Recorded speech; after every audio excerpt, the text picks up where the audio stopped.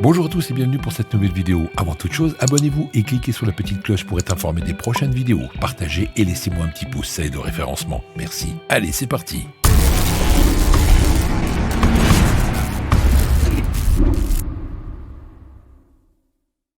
Bonjour à tous et bienvenue pour cette nouvelle vidéo sur la chaîne Lilou Trading. J'espère que vous allez bien.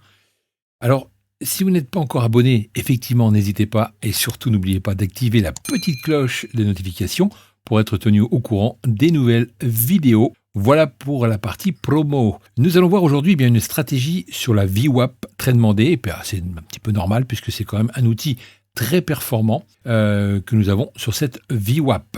Vous allez voir que c'est assez intéressant de l'ajouter sur vos graphiques pour avoir déjà le sens de la tendance actuelle. Alors, pour savoir exactement à quoi sert la VWAP sur NinjaTrader, on va tout simplement commencer par quelque chose de très simple, de savoir ce que c'est, qu'est-ce qu'elle peut nous apporter. La VWAP, c'est le prix moyen calculé et pondéré par des volumes que nous avons bien sûr en temps réel.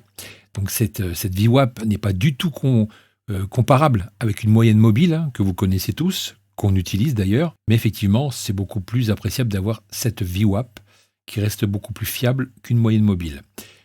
Elle ne va pas correspondre aux unités de temps, comme nous le connaissons, comme la moyenne mobile par exemple. Quand vous voulez switcher entre plusieurs unités de temps, vous n'avez pas toujours le même prix avec la moyenne mobile, ce qui est normal. Mais par contre, avec la VWAP, eh bien, vous aurez toujours le même prix puisque c'est vraiment pondéré sur les volumes. Alors si vous prenez une moyenne mobile et que vous changez l'unité de temps, on va le faire en même temps, vous n'aurez pas le même prix. On voit bien ici la différence entre les deux unités de temps. D'accord ?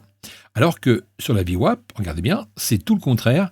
Quoi que vous fassiez en modifiant votre unité de temps, la VWAP garde son prix d'origine car elle est vraiment basée sur le prix moyen de votre journée. Alors c'est vraiment sa grande force pour avoir un œil sur la tendance et sur le sentiment de marché. On voit comme ça rapidement dans quel sens les intervenants voudront aller, soit par le haut pour une tendance haussière ou soit par le bas, pour shorter le marché tout simplement, et c'est vraiment très graphique et ça nous parle directement. Alors l'importance aussi d'avoir une VWAP, c'est que vous pouvez observer le travail du prix sur cette ligne.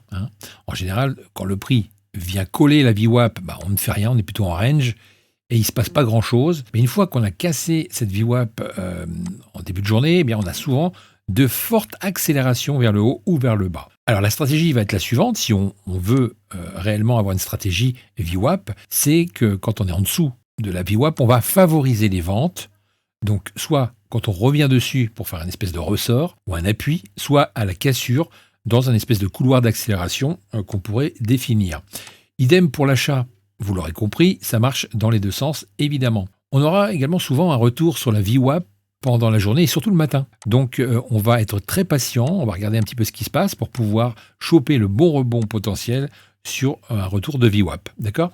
Alors, comment travailler avec cet indicateur ? Alors, on va d'abord rester sur du 5 minutes ou du 15 minutes. N'allez pas en dessous, ça ne sert à rien. Vous aurez de faux signaux. Essayez d'avoir deux graphiques, un en 5 et un en 15. Comme ça, vous avez deux vues qui vous permettront de voir la tendance du jour et puis surtout les accélérations. Et puis, petite astuce pour bien se servir de la VWAP, souvent, donc, comme je disais tout à l'heure, souvent à l'ouverture de 9 heures sur les marchés européens, le prix aura tendance à revenir chercher la VWAP pour repartir juste après. Donc c'est vraiment un signal très intéressant pour rentrer dessus et pour être dans la bonne tendance et pouvoir faire un joli trade en intraday. Donc ne cherchez pas surtout à faire du scalp avec cette stratégie, vous aurez beaucoup plus de faux signaux.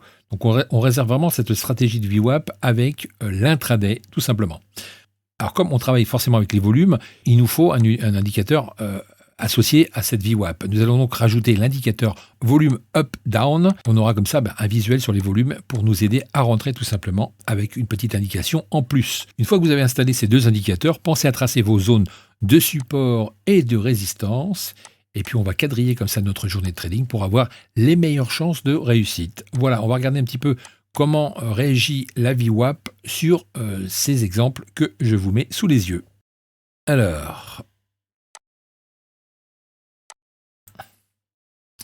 Alors, on va essayer de trouver ça dans l'historique, tout simplement.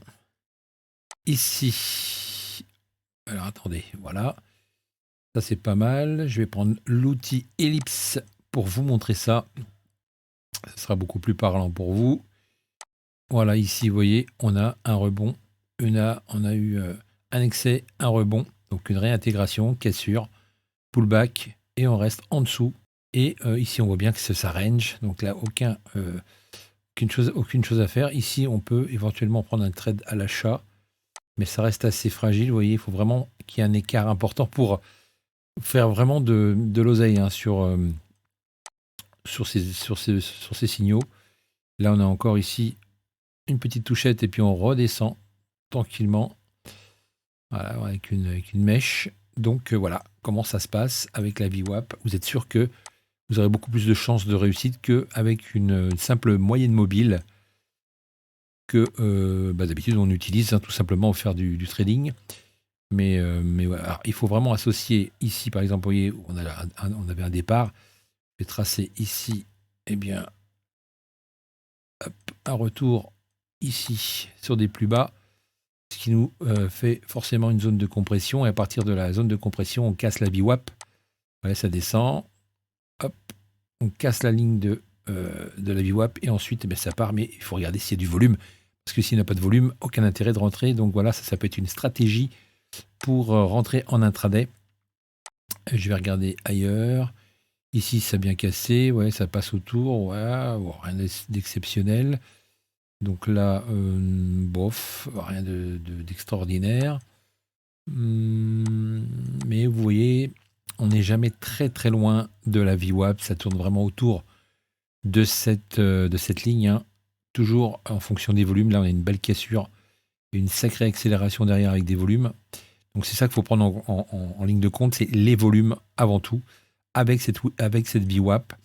Si vous avez ces deux indications-là, plus peut-être une moyenne mobile 200 qu'on va pouvoir mettre également, ça va vous permettre d'avoir tout de suite une vraie stratégie en place avec très très peu d'indicateurs, mais des indicateurs qui sont vraiment optimisés pour le trading et pour l'intraday. Voilà, je vais mettre 200 ici, et puis je vais aller changer peut-être... voilà, la ligne. Je vais mettre sur 3, je vais appliquer, je vais faire OK. Et maintenant, voilà, on a ici, vous voyez, on est vraiment sur une position acheteuse. On est repassé en dessous. On a bien cassé la moyenne mobile 200. Moyenne mobile 200 qui est cassée, mais on est dans une... Là, je vais enlever ça. On est dans une phase... donc là, on est bien en dessous. Mais le problème, c'est que là, on est aussi au-dessus de la VWAP. Donc, c'est pas très bon. Il n'y a pas de volume en plus. Donc là, il ne faut vraiment pas trader du tout. On va même tracer ici une ligne. Voilà, tant qu'on est au-dessus, tant mieux, on reste acheteur. Par contre, attention, on est sous la 200 et on reste forcément dans un range. Donc là, pour moi, ça serait plutôt neutre. Donc ne pas rentrer dans ce genre de configuration. On peut même tracer le plus haut ici et le plus bas qui nous donne un range.